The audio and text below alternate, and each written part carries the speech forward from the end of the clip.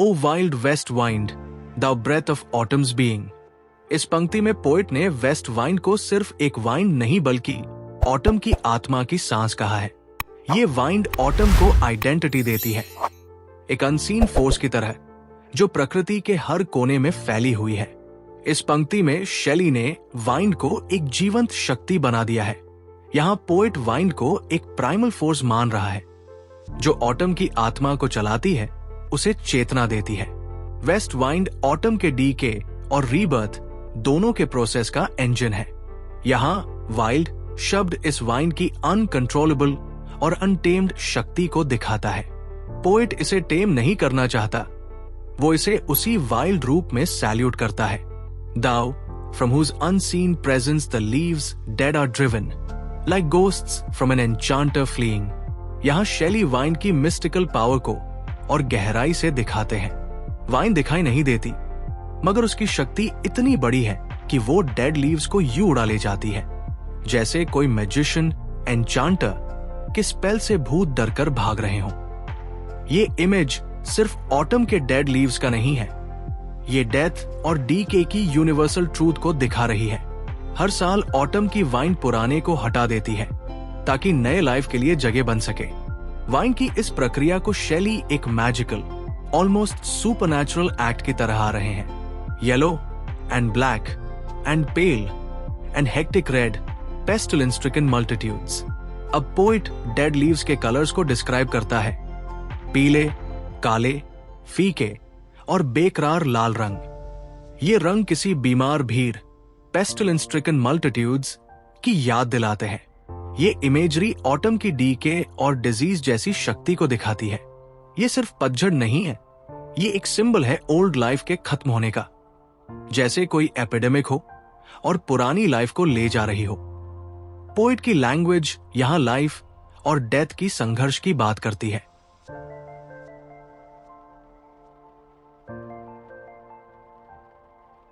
O thou, who charioters to their dark wintry bed the winged seeds, where they lie cold and low। Poet wind को एक charioteer की तरह imagine करता है, जो seeds को उनके डार्क विंट्री बेड, सर्दियों की कब्र तक ले जाती है। विंग सीड्स जैसे छोटे सोल्जर्स या मैसेंजर्स धरती पर गिरकर कोल्ड और लो पड़ जाते हैं। ये लाइन एक डुअल रोल दिखाती है वाइंड का। एक तरफ वो डेड लीव्स को उड़ाकर खत्म करती है, दूसरी तरफ वो सीड्स को फ्यूचर लाइफ के लिए प्लांट करती है। यहाँ डेथ और रीबर्थ का नेचुरल साइकिल दिखाया गया है। Each like a corpse within its grave, until thine azure sister of the spring shall blow her clarion or the dreaming earth।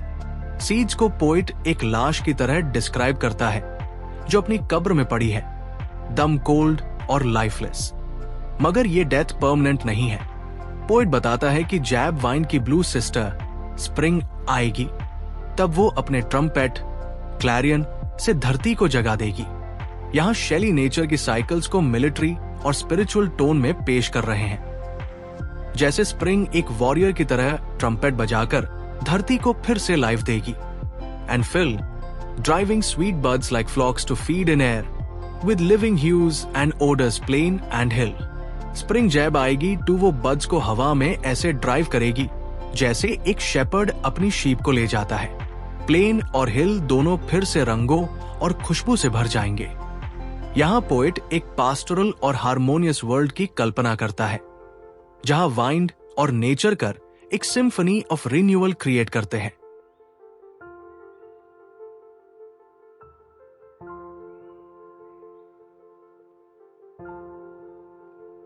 Wild spirit, which art moving everywhere, destroyer and preserver, here or here। Poet finally wind को बुलाता है। ये एक wild spirit है जो हर जगह फैली है। ये डिस्ट्रॉयर भी है जो पुराना मिटाती है, और प्रिजर्वर भी है जो नया लाइफ सेव करती है। शेली वाइंड से प्रार्थना करता है कि वो उसकी पुकार सुने। यहां वाइंड एक यूनिवर्सल फोर्स है, नेचर की वो शक्ति जो हर चीज को बैलेंस में रखती है। शेली खुद उस वाइल्ड स्पिरिट का हिस्सा बनना चाहता है ताकि वो भी नेचर के साइकिल का एक कॉन्शियस पार्टिसिपेंट बन सके। Thou on whose stream, mid the steep sky's commotion, Loose clouds like Earth's decaying leaves are shed. यहाँ पोइट वाइंड को एक माइटी स्ट्रीम मानता है जो स्काई के अंदर बह रही है। स्काई में जो उथल पुथल कमोशन हो रही है वो वाइंड के कारण है। क्लाउड्स को पोइट अर्थ की डिकेइंग लीव्स की तरह देखता है। जैसे ऑटम में लीव्स ट्री से गिरती है वैसे हाई क्लाउड्स भी हेवन के पेड़ों से झड़ते हैं। ये इमेजरी बताती है कि वाइंड अर्थ और स्काई दोनों की क्लीनिंग करती है, पुराना हटाकर नया लाती है। Shook from the tangled boughs of heaven and ocean. Wind की ताकत इतनी है कि वो हेवन और ओशन के टैंगल्ड ब्रांचेस से क्लाउड्स को झाड़ देती है। पोइट ने स्काई और ओशन को एक जायंट ट्री की तरह इमेजिन किया है जिसमें से क्लाउड्स गिरते हैं। ये दिखाता है कि वाइंड की शक्ति पृथ्वी के दो सबसे बड़े तत्वों आकाश और सागर को भी हिला सकती है। Angels of rain and lightning there are spread on the blue surface of thine airy surge. Clouds को पोइट रेन और लाइटनिंग के फरिश्तों की तरह डिस्क्राइब करता है।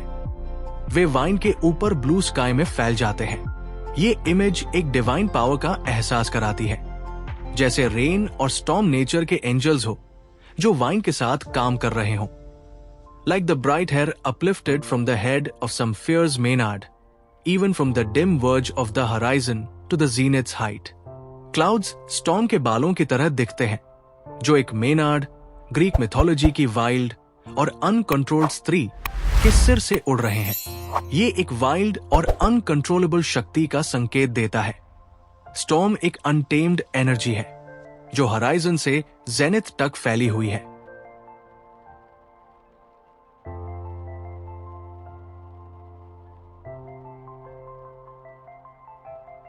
The locks of the approaching storm, thou dirge of the dying year, to which this closing night will be the dome of a vast sepulchre. Storm के ये बाल, clouds, dying year की funeral song, dirge, बन गए हैं। रात एक बड़ी कब्र, sepulchre, की छत बन जाएगी। यानी ईयर का अंत एक ग्रैंड डेथ की तरह होगा। ये इमेजरी नेचर की सीरियसनेस और ग्रेविटी को दिखाती है। ऑटम का अंत एक डेथ रिचुअल की तरह है, vaulted with all thy congregated might of vapors, from whose solid atmosphere black rain and fire and hail will burst, oh here.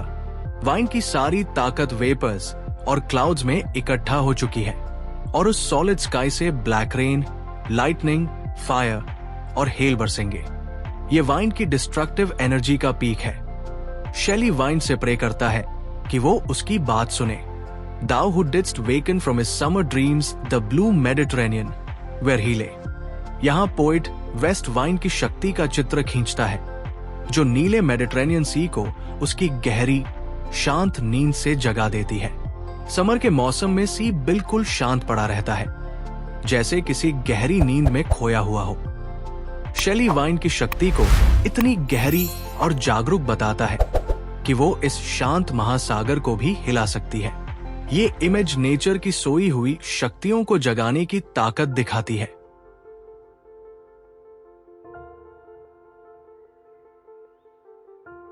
Lulled by the coil of his crystalline streams beside a pumice isle in Bayas Bay, Mediterranean sea अपनी ही साफ और पारदर्शी धाराओं की मधुर धुन ललेबाय से सुलाया गया है।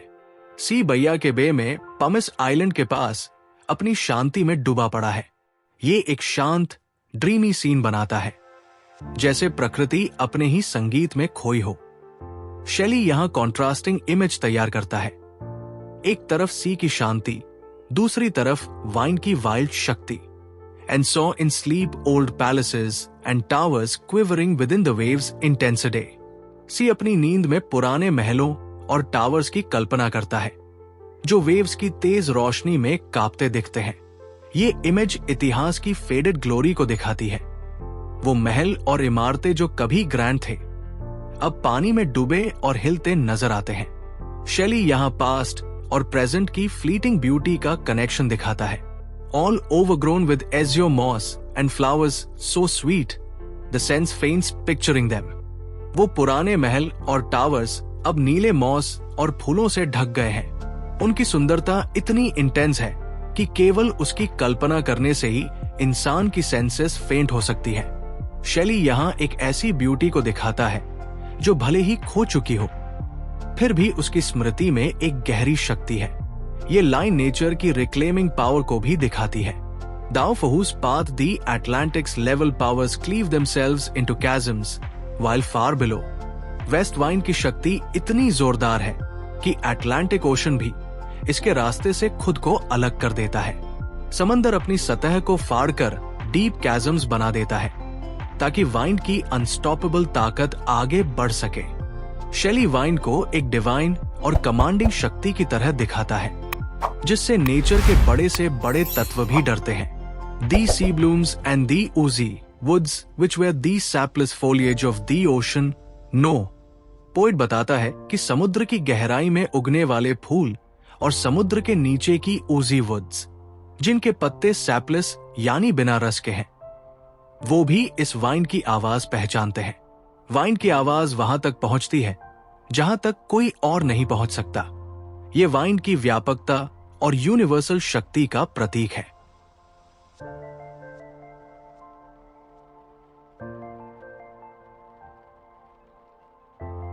Thy voice, and suddenly grow grey with fear, and tremble and despoil themselves. Oh, hear! समुद्र के नीचे के ये प्लांट्स वाइन की आवाज से डर के मारे ग्रे यानी मुरझा जाते हैं। वो डर से कांपते हैं और अपने पत्तों और फूलों को गिरा देते हैं। शेली वाइन की डिस्ट्रक्टिव शक्ति को दिखाता है, एक ऐसी फोर्स जो नेचर के सबसे छिपे हिस्सों तक पहुंचती है और उन्हें भी हिला देती है। If I were a dead leaf, thou mightest bear. Poet अपनी इंटेंस इच्छा व्यक्त करता है कि काश वो भी एक डेड लीफ होता जिसे वाइंड अपने साथ उड़ा सकती, जैसे वाइन डेड लीव्स को अपने साथ दूर दूर तक ले जाती है। वैसे ही पोइट भी चाहता है कि वो वाइन की शक्ति में बह जाए। ये उसकी खुद की कमजोरियों से मुक्ति की यर्निंग है। If I were a swift cloud to fly with thee. Poet चाहता है कि काश वो एक तेज बादल होता जो वाइन के साथ आसमान में उड़ पाता। वो वाइन की अनलिमिटेड फ्रीडम और गति का हिस्सा बनना चाहता है। शेली यहाँ अपनी आत्मा को वाइन की विशाल शक्ति में समाहित करने की इंटेंस चाहत दिखाता है।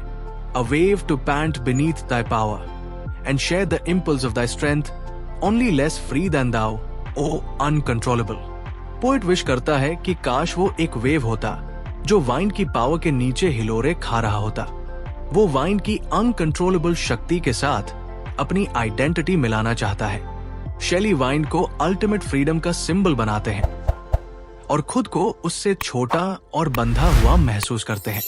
If even I were as in my boyhood and could be the comrade of thy wanderings over heaven. Poet को अपने बचपन की याद आती है जब वो खुद भी वाइन की तरह फ्री, बोल्ड और फियरलेस महसूस करता था। वो चाहता है कि फिर से वही इनोसेंस और एनर्जी मिल जाए ताकि वो वाइन का साथी बनकर स्काई में घूम सके। शेली यहाँ लॉस्ट यूथ और लॉस्ट पावर की पीड़ा दिखाते हैं। As then, when to outstrip thy sky speed scares seemed a vision, I would near have striven as thus with the in prayer in my sore need.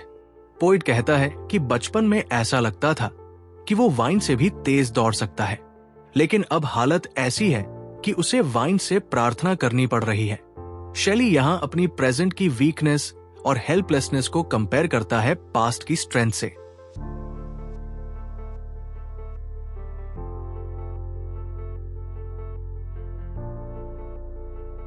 Oh, lift me as a wave, a leaf, a cloud. I fall upon the thorns of life. I bleed. Poet wine से request करता है कि वो उसे भी अपनी शक्तियों में समेट ले, जैसे वो वेव, लीफ या क्लाउड को उठाती है। पोइट लाइफ की कठिनाइयों को थॉर्न की तरह महसूस करता है, जिनसे वो घायल हो चुका है। ये इंटेंस सफरिंग का एक्सप्रेशन है। A heavy weight of ours has chained thee and body, one too like thee, tameless and swift and proud. Poet बताता है कि समय का बोझ उसे झुका चुका है। वो भी कभी वाइन की तरह अनटेम्ड और प्राउड था। शेली खुद को वाइन का ट्विन मानता है, पर टाइम और पेन ने उसे कमजोर बना दिया। Make me thy lyre, even as the forest is. What if my leaves are falling like its own?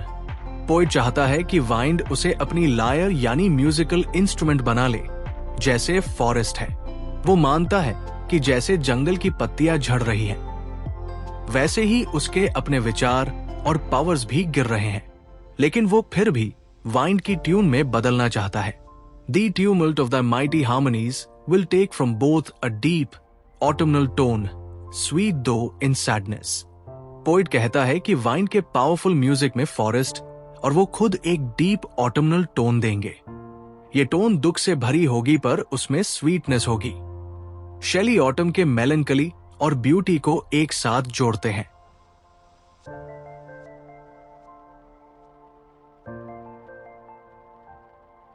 Be thou, spirit fears, my spirit.